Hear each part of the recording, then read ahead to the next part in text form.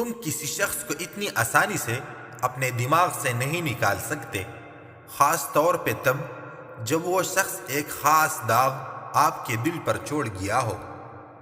محبت میں پابندیاں نہیں لگائی جاتی بلکہ آزادی دی جاتی ہے، اور پھر جو شخص آزادی کے بعد بھی صرف تمہارا رہے، محبت اسے کہتے ہیں۔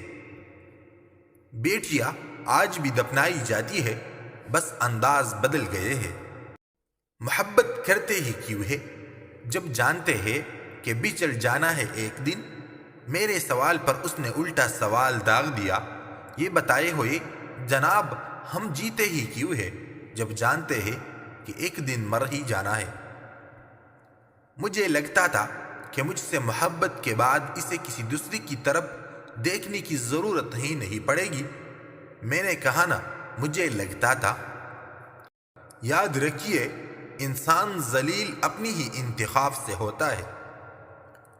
مجھے ان لوگوں پر رشک آتا ہے جو میلوں دور ہو کر بھی اپنے اخلاق و کردار کی وجہ سے ہماری دھڑکنوں پر حکمرانی کرتے ہیں۔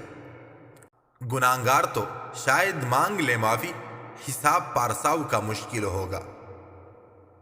ایک بزرگ فرماتے ہیں کہ ایک باکردار اور باپردہ عورت وہ ہوتی ہے جو مرد کی غیر موجودگی اپنی عزت کی حفاظت کرتی ہے اور باحیا ہوتی ہے، اور وہ مرد سے سچی محبت کرتی ہے، اور جو عورت اپنی عزت کی حفاظت نہیں کرتی وہ دھوکے باز ہے۔